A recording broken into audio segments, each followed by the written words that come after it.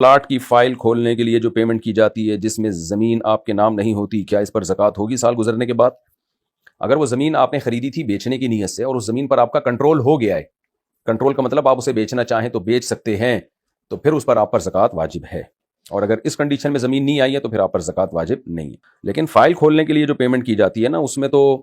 بہت ہی ابتدائی مرحلے میں جو پیمنٹ کی جاتی ہے اس میں تو پلاٹ کی نہ لوکیشن پتہ ہوتی ہے نہ کوئی کنٹرول ہوتا ہے اس کے اوپر،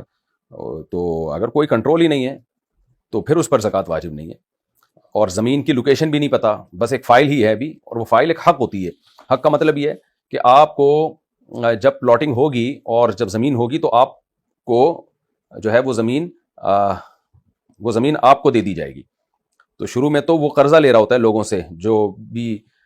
تاجر ہے نا، جو بلڈر ہے، جو پلاٹنگ کر کے بعد میں زمینیں دے گا آپ کو، تو وہ صرف آپ سے کلیکشن کر کے جگہ خرید رہا ہوتا ہے۔ ایک پلاٹ لے لیتا ہے وہ، اور اس میں ابھی کچھ بھی نہیں ہوتا۔ تو خلاصہ یہی ہے کہ اگر وہ پلاٹ آپ کے کنٹرول میں ہے اور آپ اس کو بیچ کے پیسے